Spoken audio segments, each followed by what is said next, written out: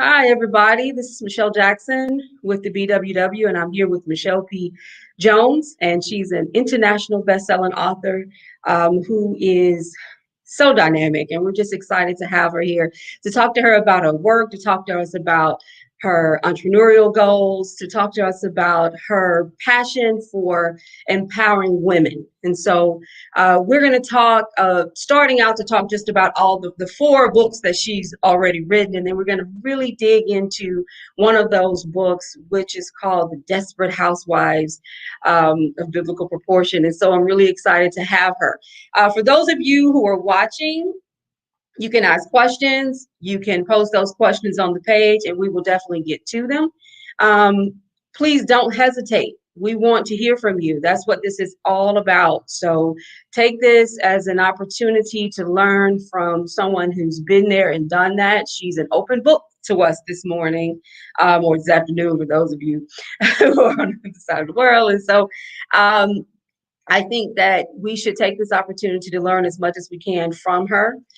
I'm excited to have her for a number of reasons. One, her name is Michelle, and y'all know I love Michelle's. We are some very, very special people. Yes, we are. Trust me on this. And I remember someone saying that Michelle, and Michael, you have a very, these are names symbolic of someone who walks with God. Mm-hmm. Who has a very special relationship with God. And so when I say that, I'm not just being funny, although I do like Michelle's that are spelled correctly. I think it's something, there's a lot in the name. So let's hear from Michelle P. Jones, learn about her work, and please ask all the questions that you have because we have her here and we want to learn from her. Well, hello, everybody. Again, my name is Michelle P. Jones. She spells her name correctly like I do. I am a ordained minister. I am an Amazon international best-selling author. I am a writing and a business strategist. I am also a podcast host, and I'm also a motivational speaker. In all that I do, my greatest accomplishment and my greatest love is writing. That is my self-care. And so I use writing to further the purpose that God put me on the earth. I am an edifier. And as an edifier, I am tasked with the job of educating, inspiring, and empowering individuals to tap into their greatness and then allow that greatness to come forth so that they then can step into their purpose and be able to live that purpose out loud and in living color. So I have, like Michelle said, I have 4 books. The very first book that I ever wrote is Grasping Your Success, 6 Steps to Starting and Legitimizing Your Business. This was my first journey into the writing world. And we need to go back and redo that book. Like any first, you need to go back and revamp it and do a little things. But in that particular book, I am basically outlining the 6 steps to legitimize your hustle. You got a side hustle, you've got your hustle, you've never actually done it correctly. So that book walks you through the 6 basic steps to make sure that the federal government is not going to come after you. And you have everything in order and in line for you to be able to run your business successfully and to gain all of the success that is available to you through that business. My second book that I wrote is Walking on Water in My Stilettos, How God Strengthened My Faith Walk. This book chronicles a season of change that I went through where God pretty much sat me down for 4 months and made me take a good look at Michelle and began to make the necessary changes in my life so that I could really walk out my purpose and really stand for what I believe. Because, sometimes we want to have one foot in the world, one foot in Christ, and you kind of straddling that fence. And so I had literally left the back door open and Satan came in like a flood into my life and tried to destroy me. And it wasn't until I went through that experience with God that I was able to overcome and then to write about it so that other people can begin to rewrite the ending to their stories. Just because we've gone through things does not mean that those things define us. They are experiences that we've had that enrich our lives and that teach us lessons so that we can move forward with the rest of our lives. My third book was an anthology that I participated in, and it's As for Me and My House. And this is a Christian entrepreneurship book. It is about onboarding families for entrepreneurism. And so I was one of 7 women that wrote their story of lessons that they learned as being business owners and things that skills and tips that we could give to other families or moms or dads that are interested in going into entrepreneurism. And then of course the book that I just released at the beginning of this month, and it is Desperate Housewives of Biblical Proportions. And so this book chronicles the 7 matriarchs of Genesis, and they are the mothers, the grandmothers, and the great grandmothers to the tribe of Israel, and those 12 sons that are very well spoken of in the Bible and is the bloodline in which Jesus Christ came through. So those are the 4 books that I've got out. I've got a couple other projects that I'm working on, but that I think that about covers it right now. Wow, that is amazing. That is amazing. I think that for me, there's so much that you said that I would love to spend some time and talk to you about. The entrepreneurship, I'm an entrepreneur. I would love to tap into that. And I'm glad to know that you're putting out there work that will really help to empower people who are in that lane of entrepreneurship, because, you have to know how to turn that hustle into something real. So Right. that's great. And it's great to know that you are part of another book that talked about Christianity and being entrepreneurs. So that's excellent.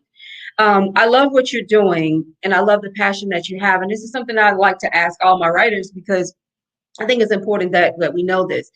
There are people who are overcoming things all the time. There are people who are becoming ordained ministers and who are entrepreneurs and who are doing some amazing things, but they never choose to write a book about it.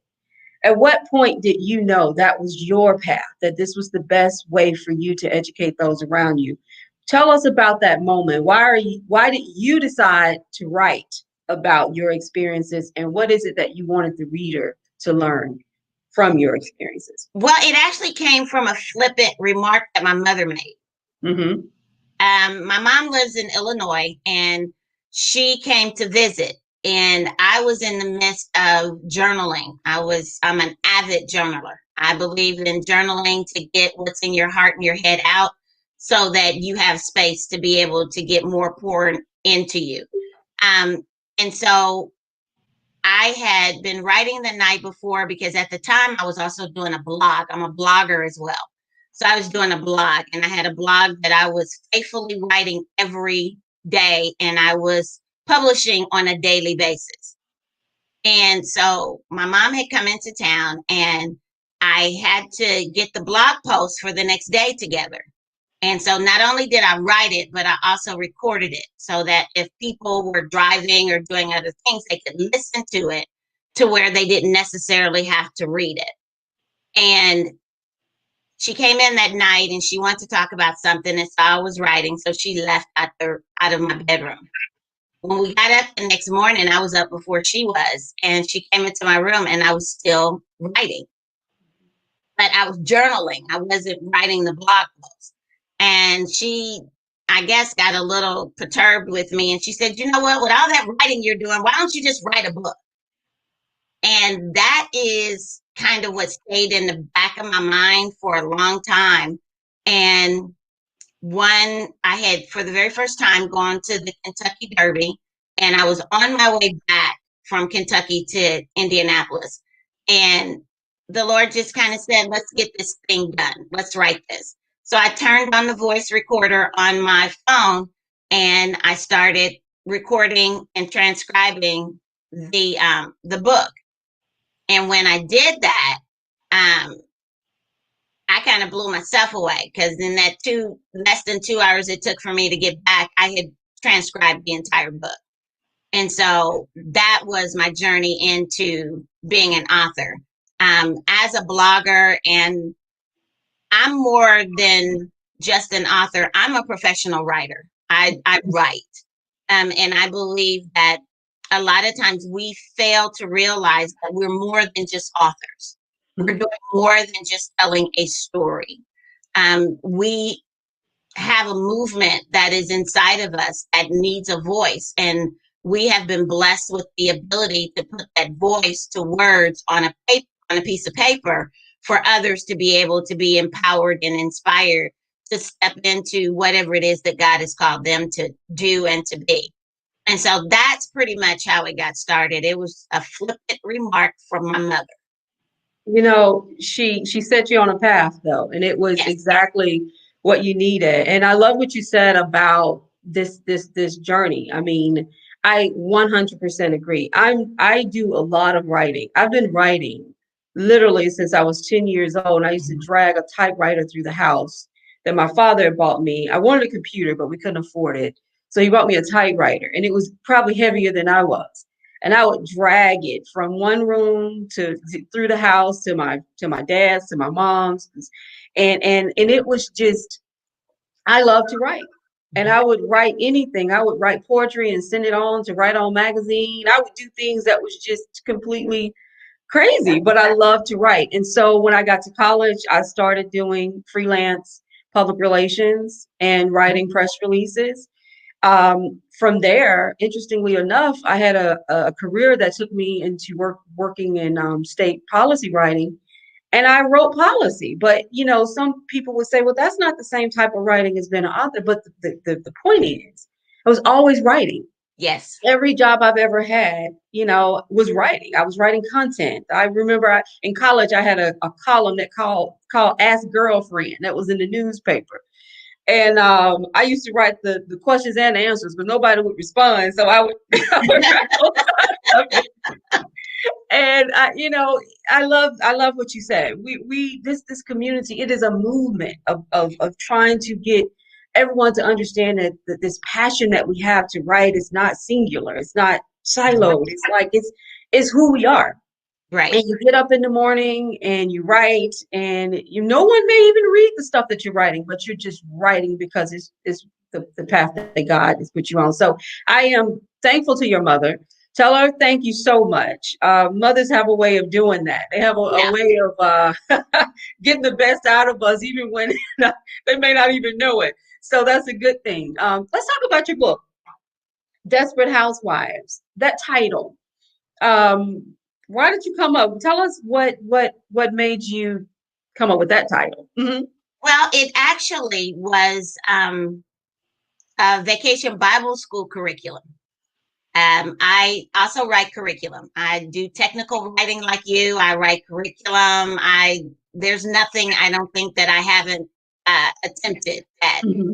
But at the church that I was serving, for 5 years I wrote their vacation Bible school curriculum to match whatever the vision of the house was for that year.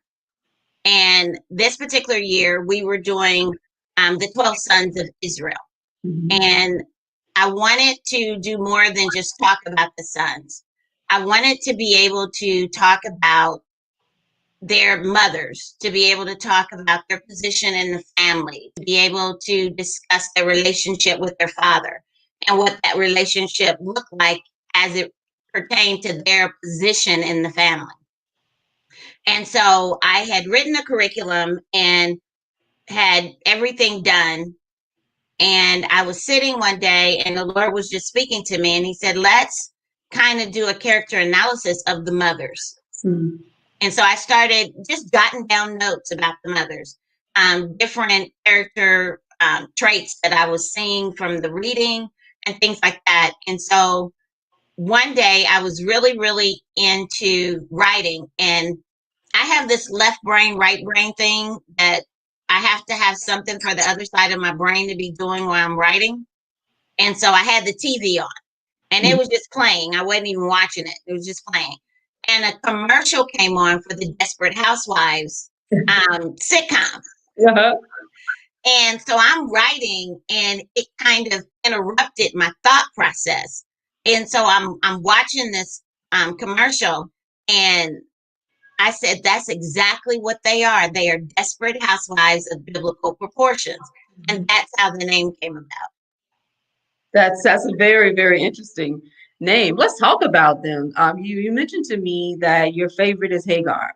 And what is it about her that you feel so connected to? Before we go to that particular question, I want to also encourage everyone to ask questions. That's what we're here for. So you can write those questions in. I'll be sure to ask Michelle. We're talking now about her latest book, Desperate Housewives of Biblical Proportion. Really excited to hear about it. Let's raise that book up one more time just so that people can see it.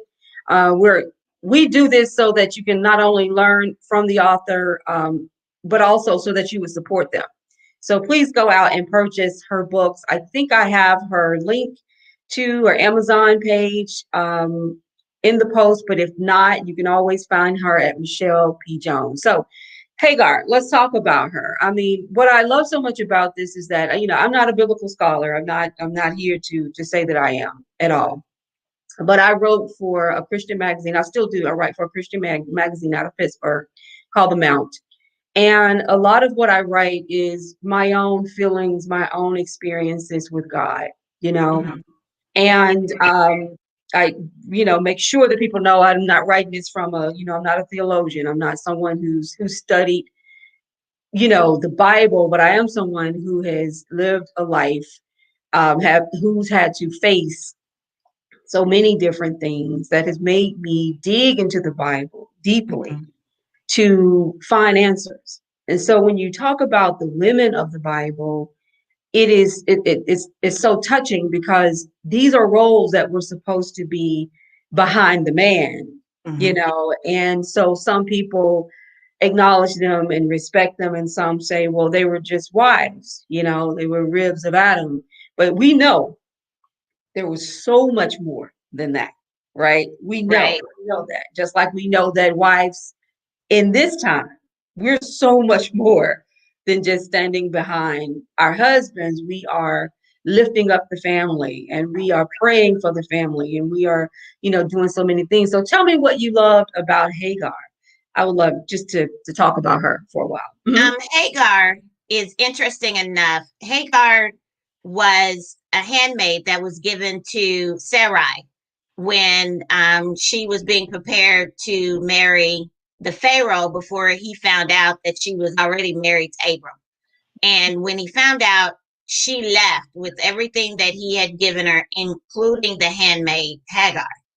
And so Hagar left Egypt and went with Abram and Sarai on this journey to this land that God had promised him that he would give to his descendants. And in that journey, she left everything she knew, Mhm. everybody she knew, and she was traveling with people she really didn't know and was being exposed to a religion that she was not even familiar with.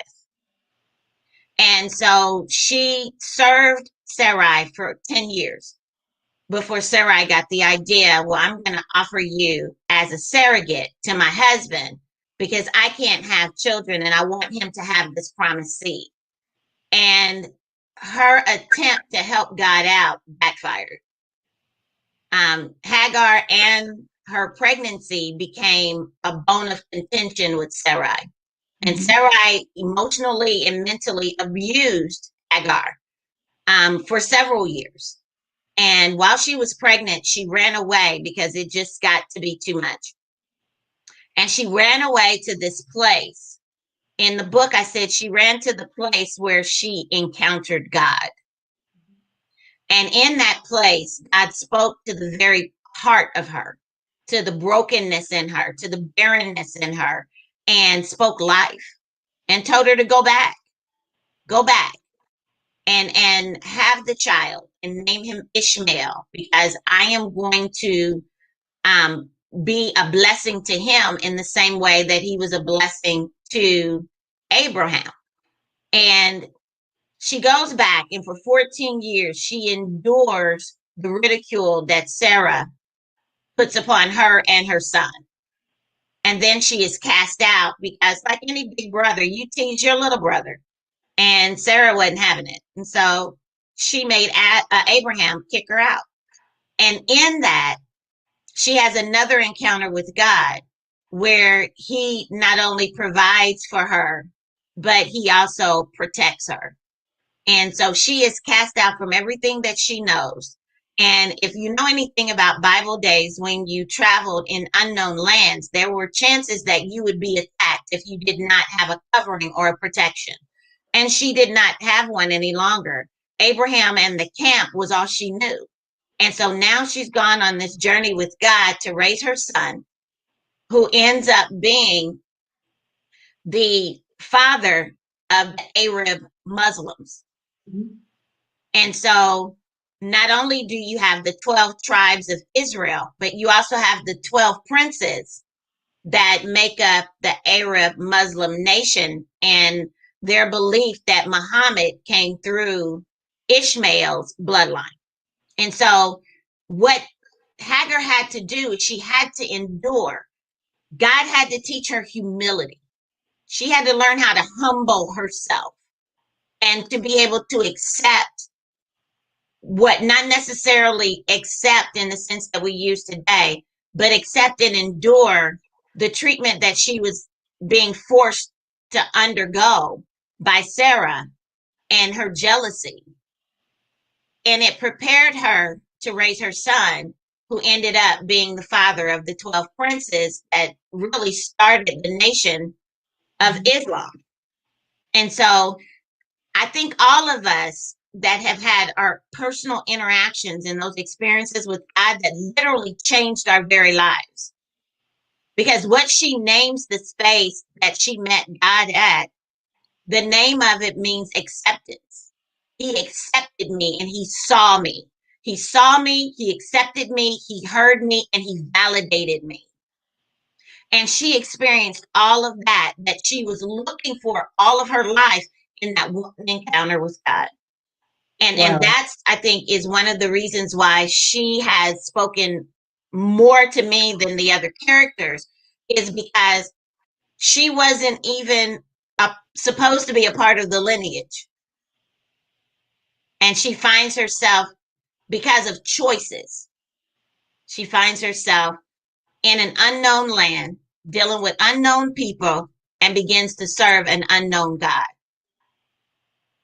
You know, you just took us to church, so I just want to thank you for that, because um, the Bible is it is the most amazing, wonderful book ever written. It has a story that connects with every experience Yes. that we can ever experience today. We think we cannot, it doesn't speak to our situation because it's 2020. Mm-hmm. And that was so long ago. And how could that speak to what's happening now? They didn't even have the internet.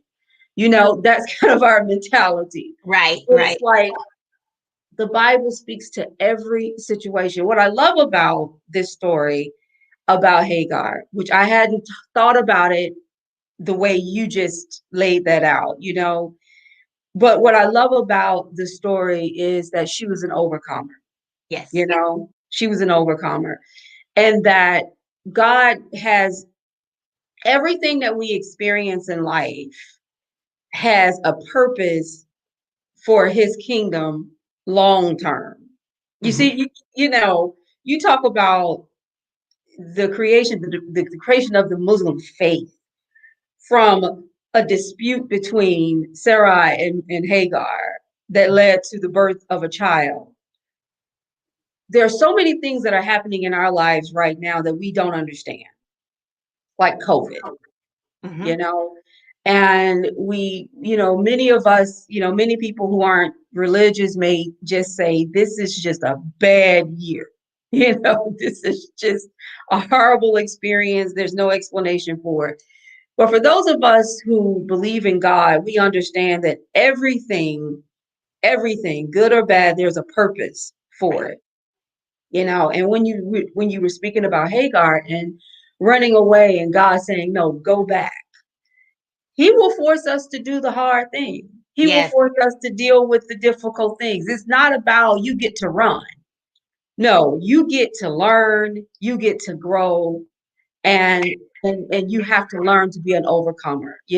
I remember the first time I read the word long suffering in the Bible, and I went long, sir. That just sounds to be too much. I Yeah. gotta learn to be a long sufferer. Hagar was a lot of that, but she overcame it, and there was so much greatness that came from it. And now we're in the midst of this COVID, and we are becoming long sufferers. We're Yes. learning how to cope in a world that is different.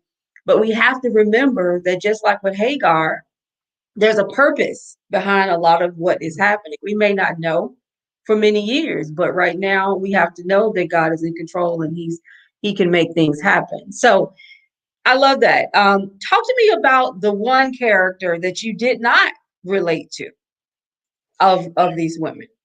I don't think one of the things, and I wanna share this. The book is actually an offshoot of Walking on Water in My Stilettos. Mhm. In that book, I talk about, without actually identifying it as my intimate relationship with barrenness. I talk about it. I talk about how I didn't know who I was. I talk about how I struggled to even determine my identity as being the baby girl of four kids, to two parents, and both of them are ministers. So, I struggled with the concept of trying to be all things for all people while not knowing who I am. And so in this, when I'm talking about their intimate relationship with barrenness for each one of these seven women, I'm relating to each one in some way. Mhm. And I didn't realize it until after I had written it. With Hagar finding her identity and stepping into her purpose, I related to that. And Sarah, um, not always be willing to wait on God. Mhm. His timing is not our timing. And we can't ever help God out, or we open up a door to allow the enemy to come in and to wreak havoc in our lives. In regards to Rebecca, the favoritism that she showed towards Jacob over Esau. And I went through that with my dad because I'm a daddy's girl. And so I had certain liberties that were afforded me that my other siblings didn't have, simply for the fact that I'm a daddy's girl. And Leah didn't realize that in her attempt not to do what had already been designed for her life, she found herself in a loveless marriage to a man that was in love with another person. And she allowed that comparison to kill her spirit and to never actually step into the person that she was meant to be. And how I related to her was, it reminded me, stop comparing yourself to other people, because comparison kills. Mhm. You are uniquely, divinely created on purpose for a purpose. Step into it, live it out. Just because it doesn't look like anyone else's, understand that nobody else can do you better than you can do you.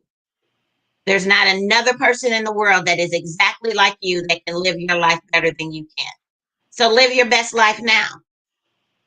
In Rachel, she's probably the one that I least identified with.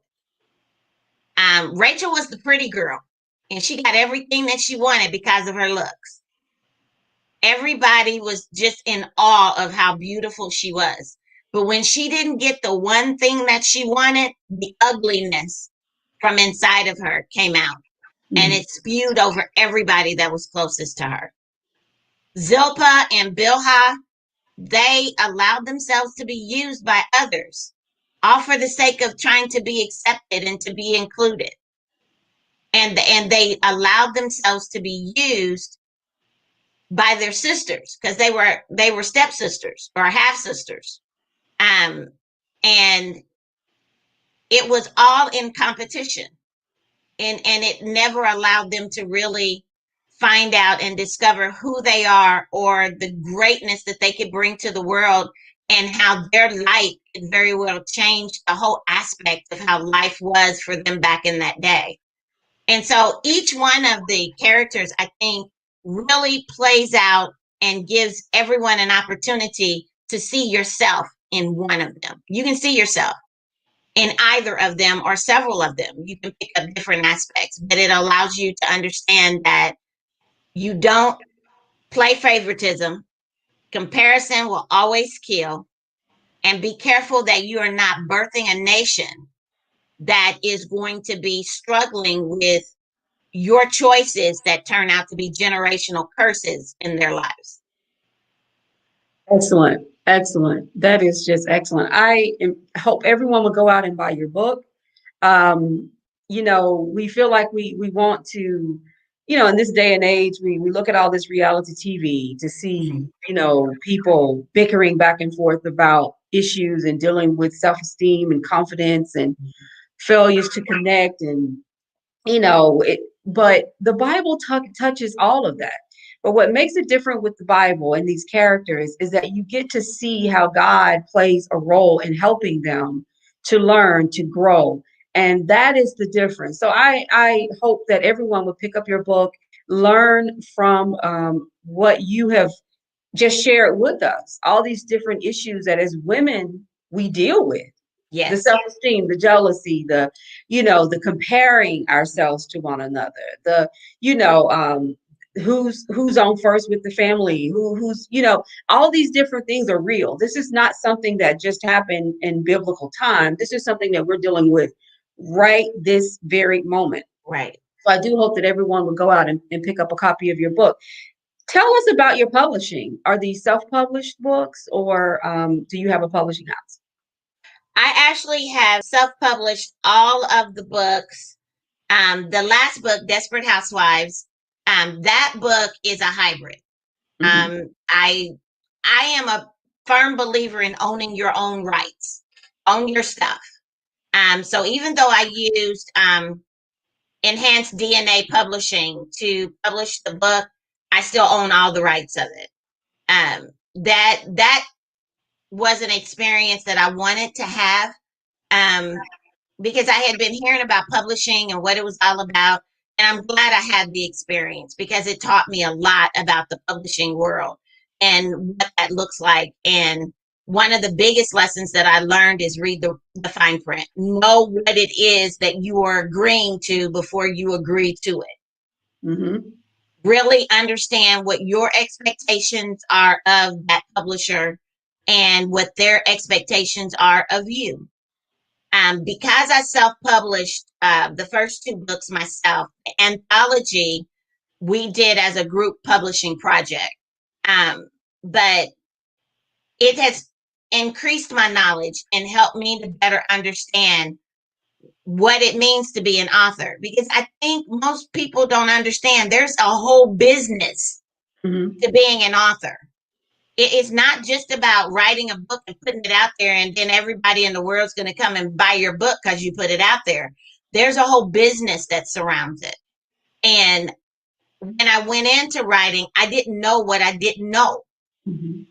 And so as I've gotten into it and the questions that have come across the board, it has let me know that now it's time for me to step from behind the authorship role and to step out and to begin to educate upcoming authors and current authors on the ABCs of authorship. You need to know what that looks like because too many of us are spending unnecessary money doing unnecessary things when we can do that all ourselves and probably spend a fraction of what we put out. I totally agree. I totally agree. Tell us about your international best-selling designation. When did you get that and which book? The book that came from was As for Me in My House. Okay. There, like I said, there were 7 of us that actually wrote this book. And there is a technique, I guess that's the best word to use, to get your book designated as a bestseller that a lot of authors have no idea what it is if you've never been introduced to it. And I was introduced to it in this particular book. one of the women that is a contributing writer, what is her husband is in the service, and they live in a army town. And so she has interacted with people that have come through this town as they have gone out to various other aspects of the world in the service. And so when we first put the book out, we put it out for 99 cents. And we left it at 99 cents for a 72-hour period. And then we began marketing the book like crazy to everybody that we knew to get them to come and purchase the book. Well, this particular young lady had several friends that were international. They were all over the country or all over the world, rather. And so what she did while we were hitting the United States, she was hitting the army bases that she was familiar with outside of the United States. Mm-hmm. And so there is an algorithm that Amazon uses to be able to identify your book as a best-selling book or as a hot new release. And so what we did is we just had everybody go in and spend that 99 cents so that we can get that designation. And within 48 hours, we were a #1 bestseller in all of the categories that we were in. And we were an international bestseller in 2 of the categories, as well as a hot new release in all 3 of the categories that we were in. And so once we did the 72 hours at 99 cents, we put it back to its original price. And that was the little technique that you can use. There's more things to it to try to map it out and get it to look the way you need it to look. But in a nutshell, that's kind of what the technique looks like. Well, thank you for sharing that. That's what we're here for. That's what the BWW is all about. Sharing these little tidbits, these tips that can help us. So congratulations with that. We've actually gone 7 minutes over our time because this conversation, I just wanted to continue to hear from you about your books. I know you participated in the Black Ink Virtual Book Fair. We have another one coming up January 29th. I would just ask everybody to not only purchase her book, but to also stay engaged with us on the BWW. We have so much that we're trying to share. That's what this is all about. Michelle is a great example of, everything that she said today, I hope everyone takes to heart, because she's a great example of why I wanted to put this group together, not just so that we can come on here and hit like, but also that we can literally share our experiences, because I've published 2 books. The first book, I knew absolutely nothing about publishing. I was just so excited to write a book. I didn't even get in there and research it. And, I spent unnecessary money.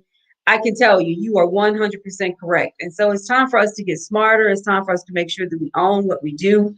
It's time for us to pay attention to the details, because many of us are really publishers. We know how to do this probably better than some of the publishing houses out there. And getting these tips from each other is what's key. So I want to give everybody another minute. If they have any questions for Michelle, it'd be a great time to put those questions out there. But if not, then we're going to just continue to support you and hope that you continue to participate on the page, because we need writers like you who've been there, done that, and can share that information. Okay, I've got one question for you. What's up next? What's happening next? Are you writing anything? As I said, I am a professional writer. So I have a couple of magazines that I write for that keeps that going. I've got a monthly blog. My publisher, Enhanced DNA, their website, she does a First Friday blog. And so I write under the moniker of Purposeful in Stilettos. And I write encouraging and uplifting blogs and educational blogs as well. When I previously was talking, one of the things that I'm going to do is I'm stepping back from being an author for just a little bit, because I got another book that I'm going to be writing, but just not yet. But I'm going to step into the educational realm. And so God has assigned me to begin working with authors to make sure that they have the necessary information so that they don't get taken to the bank, so that they know the right questions to ask, so that they are confident in their role as an author, and that they will have all of the tips and the tools that they need to make wise and informed choices and decisions regarding their books and their literary projects. Because I, even on my timeline on Facebook, I am inundated with people and coaches and folks that tell me that I can write my book in 6 weeks or 8 days. And if I pay $200, I can be on this platform. And if I pay $1,900, then they'll do this for me. If I give them $10,000, then they'll get me my book and me on TV. And stop the madness. Just stop the madness. And so there is a way to do this, but allowing people to pimp us for our skills is not the way to go. And so Absolutely. that's my next venture, is stepping into the educational realm. I will be ready to kick that off probably the beginning of second quarter of 2021.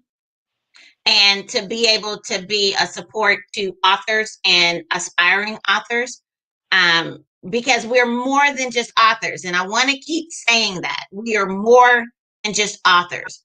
And I'm going to be going through everything from the ABCs of writing to understanding how to make sure you develop a following and an audience, covering all of those necessary topics to make sure that you don't just go into this blindly thinking you're going to come out a millionaire after you write your first one.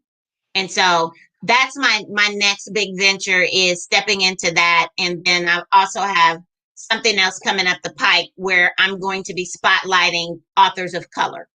I understand that we are gaining more steam in the market, but we don't get the advertisement No, we don't. that everyone else gets. And so those are the two projects that I'm going to be working on in 2021 to make sure, because I have read some awesome literary projects by some women of color and some men of color that are not just the steamy romance and the sex and the crime. I'm talking about inspirational and motivational and things that make us think and aspire us to step into our greatness. And so those are my two big projects for 2021. That is excellent.